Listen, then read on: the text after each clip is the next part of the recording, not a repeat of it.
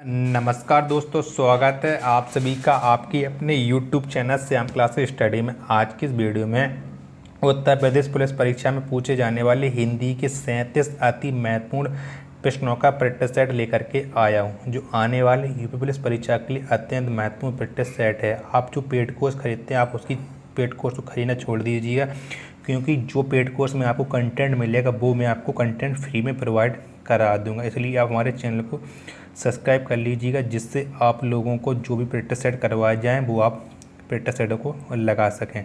अगर आप जो लोग दिन रात मेहनत करके अपने एग्ज़ाम यूपी पुलिस एग्ज़ाम की तैयारी कर रहे हैं, तो आप हमारे इस प्रैक्टिस सेट में 25 पे सही करके दिखाइएगा। अगर आप 25 पे सही नहीं कर पाते हैं तो आप टाइम पास कर रहे हैं और अपना कीमती समय बर्बाद कर रहे हैं। तो प्रैक्टिस सेट पूरा करिएगा। प्रैक्टिस सेट पूरा करने के बाद आपको पता चल जाएगा कि आप कितने प्रश्न सही कर पा रहे हैं।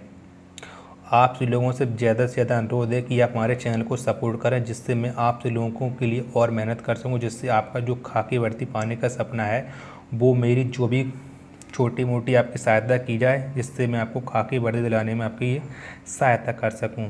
तो प्रैक्टिस सेट को पूरा करिएगा। चैनल को अभी तक सब्सक्राइब नहीं किया तो चैनल को आप ज़रूर सब्सक्राइब कर लीजिएगा। इस प्रैक्टिस सेट को आप अपने सभी छोटे भाई बहनों के पास ज़रूर शेयर कर देना, जिससे वो भी इस प्रैक्टिस सेट को लगाएं और उन लोगों को भी अपनी तैयारी का पता लग पाए। तो चलिए शुरू करते हैं आज का अपना UP police Hindi special practice set number 215।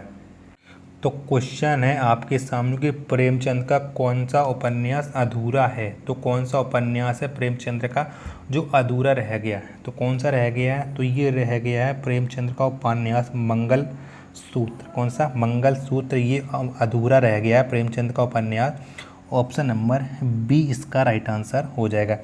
निम्न में से किस कवि ने सिर्फ अवधी भाषा में ही रचना की है? तो किसने की है सिर्फ अवधी भाषा में ही रचना? तो ये की है मलिक मोहम्मद जायसी ने। किसने? मलिक मोहम्मद जायसी ने सिर्फ अवधी भाषा में रचना की है। ऑप्शन नंबर डी इसका राइट आंसर हो जाएगा। नेक्स्ट है आपके सामने कि वैदेही वनवास के लेखक कौन हैं? तो कौन है वैदेही वनवास पुस्तक के लेखक? तो वैदेही वनवास इसके लेखक हैं अयोध्या सिंह उपाध्याय हरिऔध। कौन से? अयोध्या सिंह उपाध्याय हरिऔध ये वैदेही वनवास के लेखक हैं। ऑप्शन नंबर बी इसका राइट आंसर हो जाएगा। अगला प्रश्न है आपके सामने कि सूरज का सातवां घोड़ा किसका उपन्यास है? तो किसका उपन्यास है कि सूरज का सातवां घोड़ा? तो सूरज का सातवां घोड़ा ये उपन्यास है धर्मवीर भारती का। किसका है? धर्मवीर भारती का ये उपन्यास है सूरज का सातवां घोड़ा। ऑप्शन नंबर सी इसका राइट आंसर हो जाएगा। छोटा मुँह बड़ी बात मुहावरे का अर्थ है। तो इस मुहावरे का क्या अर्थ है कि छोटा मुँह बड़ी बात? तो इस मुहावरे का अर्थ है छोटा होकर भी बड़ी बड़ी बातें करना। क्या? छोटा होकर भी बड़ी बड़ी बातें करना। ऑप्शन नंबर डी इसका राइट आंसर हो जाएगा। इस वाक्य में किस लोकोक्ति का प्रयोग हुआ है? तो किस लोकोक्ति का प्रयोग हुआ ये आपको बताना। तो वाक्य आपके सामने तीर्थों के पंडित पुजारी प्राय ऐसे यजमानों की खोज में रहते हैं जो ... हों। तो इस लोकोक्ति का क्या अर्थ है ये आपको बताना है। तो ये आँख के अंधे गांठ के पूरे। क्या हो जाएगा? आँख के अंधे गांठ के पूरे। ऑप्शन नंबर ए इसका राइट आंसर हो जाएगा। छंद की प्रथम चर्चा कहाँ हुई है? तो कहाँ पर हुई है छंद की प्रथम चर्चा ये आपको बताना है। तो छंद की प्रथम चर्चा हुई है ऋग्वेद में। कहाँ? ऋग्वेद में हुई है छंद की प्रथम चर्चा। ऑप्शन नंबर सी इसका राइट आंसर हो जाएगा। जहाँ पर बढ़ा चढ़ाकर वर्णन किया जाता है वहाँ पर कौन सा अलंकार होता है? तो वहाँ पर कौन सा अलंकार होता है जहाँ पर बढ़ा चढ़ाकर के बात की जाती है? तो वहाँ पर अलंकार होता है अतिशयोक्ति अलंकार। कौन सा? अतिशयोक्ति अलंकार होता है वहाँ पर। ऑप्शन नंबर बी इसका राइट आंसर हो जाएगा। शताब्दी समास का उदाहरण। तो इन्हें बताइए शताब्दी किस समास का उदाहरण है? तो किसका है? तो ये है द्विगु समास का उदाहरण। किसका? शताब्दी ये द्विगु समास का उदाहरण है। ऑप्शन नंबर बी इसका राइट आंसर हो जाएगा। अगला प्रश्न है आपके सामने कि जिसको व्याकरण का ज्ञान हो के लिए एक शब्द है। तो उसके लिए एक शब्द क्या हो जाएगा कि जिसको व्याकरण का ज्ञान हो, तो उसके लिए एक शब्द हो जाएगा व्याकरण। क्या? व्याकरण हो जाएगा। ऑप्शन नंबर बी इसका राइट आंसर हो जाएगा। अगला प्रश्न है आपके सामने कि अज्ञानता किस प्रकार की संज्ञा है। तो किस प्रकार की संज्ञा है अज्ञानता, ये आपको बताना है। तो ये अज्ञानता है ना, तो ये है भाववाचक संज्ञा। कौन सी है? ये भाववाचक संज्ञा है। ऑप्शन नंबर ए इसका राइट आंसर हो जाएगा। अगला है आपके सामने कि जिन सर्वनाम शब्दों का प्रयोग वक्ता या श्रोता किसी अन्य व्यक्ति के लिए करता है उसे कहते हैं। तो उसे हम क्या कहते हैं? जिन सर्वनाम शब्दों का प्रयोग वक्ता या श्रोता किसी अन्य व्यक्ति के लिए करता है तो उसे हम कहते हैं अन्य पुरुष। क्या कहते हैं? उसे हम अन्य पुरुष कहते हैं। ऑप्शन नंबर डी इसका राइट आंसर हो जाएगा। कारक का एक और नाम है, तो कारक का दूसरा नाम क्या है ये आपको बताना है। तो कारक का दूसरा नाम है परसर्ग। क्या है? इसका अन्य नाम परसर्ग है। ऑप्शन नंबर ए इसका राइट आंसर हो जाएगा। जितना भी जोर से चीखें वाक्य में क्रिया है, तो इसमें कौन सी क्रिया है? जितना भी जोर से चीखें, तो इस वाक्य में क्रिया है आकर्मक क्रिया। कौन सी है? इस वाक्य में आकर्मक क्रिया है जितना भी जोर से चीखें। ऑप्शन नंबर ए इसका राइट आंसर हो जाएगा। अव्यय का अर्थ है, तो अव्यय का अर्थ क्या है ये आपको बताना है। तो अव्यय का अर्थ होता है जिसका व्यय ना हो। क्या? जिसका व्यय ना हो। ऑप्शन नंबर बी इसका राइट आंसर हो जाएगा। नेक्स्ट प्रश्न है आपके सामने कि हिंदी वर्णमाला को कितने प्रकार से विभाजित किया जा सकता है। तो हिंदी वर्णमाला को कितने प्रकार से विभाजित किया जा सकता है ये आपको बताना है। तो इसे किया जा सकता है दो प्रकार से विभाजित। कितने? दो प्रकार से हिंदी वर्णमाला को विभाजित किया जा सकता है। ऑप्शन नंबर ए इसका राइट आंसर हो जाएगा।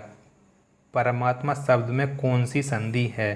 तो कौन सी संधि है परमात्मा शब्द में ये आपको बताना है। तो परमात्मा शब्द में संधि है दीर्घ स्वर संधि। कौन सी है? दीर्घ स्वर संधि। तो परमात्मा का जब आप संधि विच्छेद करेंगे तो इसका संधि विच्छेद बनेगा परम। कौन सा? परम प्लस आत्मा। ये परमात्मा का संधि विच्छेद बन जाएगा। ऑप्शन नंबर इसका राइट आंसर हो जाएगा। ऑप्शन नंबर पी दीर्घ स्वर संधि। अगला क्वेश्चन है आपके सामने कि निम्न में से शुद्ध वर्तनी की पहचान कीजिए। तो बताइए कि इनमें से किसकी वर्तनी है जो शुद्ध लिखी है। तो किसकी वर्तनी शुद्ध लिखी है? तो इसमें जो लिखा है हासिल, हासिल इसकी वर्तनी शुद्ध लिखी है। ऑप्शन नंबर डी इसका राइट आंसर हो जाएगा। अगला है आपके सामने कि निम्न में से कौन सा शब्द स्त्रीलिंग है। तो बताइएगा कि इनमें से कौन सा शब्द है वो स्त्रीलिंग है। तो कौन सा है? तो इनमें से जो आँख है ये आँख स्त्रीलिंग है। आप अच्छा और अच्छी लगाने से स्त्रीलिंग और पुल्लिंग का पता लगा सकते हैं। तो आँख है ये स्त्रीलिंग शब्द है। ऑप्शन नंबर सी इसका राइट आंसर हो जाएगा। वार्षिक शब्द में कौन सा प्रत्यय लगा है? तो कौन सा प्रत्यय लगा है वार्षिक में? तो वार्षिक में लगा है इक प्रत्यय। कौन सा? इक प्रत्यय लगा है वार्षिक में।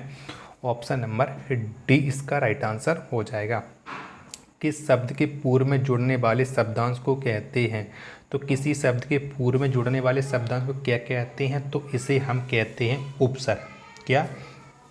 किसी शब्दांश के पूर्व में जुड़ने वाले शब्दांश को हम उपसर्ग कहते हैं। ऑप्शन नंबर ए इसका राइट आंसर हो जाएगा। अगला है आपके सामने कि निशा पर्यायवाची है। तो निशा किसका पर्यायवाची है ये आपको बताना है। तो निशा है तो ये है रात्रि का पर्यायवाची। किसका? निशा रात्रि का पर्यायवाची है। ऑप्शन नंबर बी इसका राइट आंसर हो जाएगा। नेक्स्ट है आपके सामने कि दुर्लभ शब्द का विलोम है। तो दुर्लभ शब्द का विलोम शब्द कौन सा हो जाएगा ये आपको बताना है। तो दुर्लभ शब्द का विलोम शब्द हो जाएगा सुलभ। कौन सा? सुलभ हो जाएगा। ऑप्शन नंबर ए इसका राइट आंसर हो जाएगा। निम्न में कौन सा तद्भव शब्द है? तो बताइएगा कि इनमें से कौन सा शब्द है वो तद्भव है। तो इनमें से जो मानुष है, मानुष ये तद्भव है। मानुष ये तद्भव शब्द है। ऑप्शन नंबर ए इसका राइट आंसर हो जाएगा। अगला प्रश्न है आपके सामने कि शबद शब्द का सही तत्सम होगा। तो इसका सही तत्सम क्या हो जाएगा? शबद शब्द का। तो इसका सही तत्सम होगा शब्द। कौन सा? शब्द इसका सही तत्सम हो जाएगा। ऑप्शन नंबर डी इसका राइट आंसर हो जाएगा। ढक्कन, डडलिया, सॉरी ढक्कन और ये इंग्या, ये किया है, ये आपको बताना है। तो ये है द्विगुण व्यंजन। कौन सा है? द्विगुण व्यंजन। ऑप्शन नंबर बी इसका राइट आंसर हो जाएगा। किसी भी वर्ग का 5वां अक्षर द्विगुण व्यंजन होता है। ऑप्शन नंबर बी इसका राइट आंसर हो जाएगा। राणा प्रताप के घोड़े से पड़ गया हवा का पाला था, इस पंक्ति में रस है। तो इस पंक्ति में कौन सा रस है कि राणा प्रताप के घोड़े से पड़ गया हवा का पाला था? तो इसमें रस है वीर रस। कौन सा रस है? वीर रस है। ऑप्शन नंबर सी इसका राइट आंसर हो जाएगा। आंसू का बहुवचन है, तो बताइएगा कि इनमें से आंसू का बहुवचन कौन सा है? तो कौन सा है आंसू का बहुवचन? तो इसमें आंसू का बहुवचन है, आंसू ही रहता है आंसू का बहुवचन। ऑप्शन नंबर डी इसका राइट आंसर हो जाएगा। श्रृंगार रस का स्थायी भाव है, तो श्रृंगार रस का स्थायी भाव कौन सा, ये आपको बताना है। तो श्रृंगार रस का स्थायी भाव होता है रति। कौन सा होता है? रति होता है श्रृंगार रस का स्थायी भाव। ऑप्शन नंबर सी इसका राइट आंसर हो जाएगा। नेक्स्ट प्रश्न है आपके सामने कि निम्नलिखित में से कौन सा सुत सूत शब्द का युग्म सही अर्थ व्यक्त करता है? तो कौन सा करता है? तो ये करता है आगे वाला जो सुत है ये वाला, इसका अर्थ होता है पुत्र और सूत का अर्थ होता है सारथी। तो कौन सा विकल्प हो जाएगा? तो विकल्प हो जाएगा ऑप्शन नंबर बी इसका राइट आंसर हो जाएगा। सांप का पर्यायवाची है, तो बताइएगा कि इनमें से सांप का पर्यायवाची कौन सा है? तो ये सांप का पर्यायवाची अहि। कौन सा? अहि है। ये सांप का पर्यायवाची है। ऑप्शन नंबर ए इसका राइट आंसर हो जाएगा। लास्ट प्रश्न है आज के प्रैक्टिस सेट का कि सोनार का स्त्रीलिंग क्या होगा?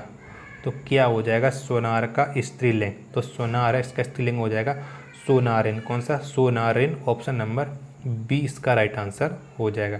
तो अब आप बताएं कि आपने हमारे इस प्रैक्टिस सेट में कितने प्रश्न सही किए और आपको प्रैक्टिस सेट कैसा लगा। अभी तक आपने हमारे चैनल को सब्सक्राइब नहीं किया तो चैनल को सब्सक्राइब जरूर कर लियो। प्लीज़ आपसे अनुरोध है कि चैनल का आप ज़्यादा से ज़्यादा सपोर्ट करें, जिससे और भी लोगों इस प्रैक्टिस सेट को लगा सकें, क्योंकि ये प्रैक्टिस सेट आपको फ्री प्रोवाइड कराया जाए। यही प्रैक्टिस सेट आपको पैसे लेकर के कराए जाएंगे, तो आप ज़्यादा से ज़्यादा पैसे देंगे और आपका मनोबल भी देने के लिए बढ़ जाता है। पैसे दो, क्योंकि बहुत से लोग फ्री चीज़ों को तवज्जो नहीं देते हैं। तो इसी तरह के प्रैक्टिस सेट लगाने के लिए आज ही जुड़ा Shyam classes study YouTube channel के साथ। मिलते हैं अपने नेक्स्ट प्रैक्टिस सेट में, तब तक के लिए धन्यवाद। जय हिंद प्यारे साथियों।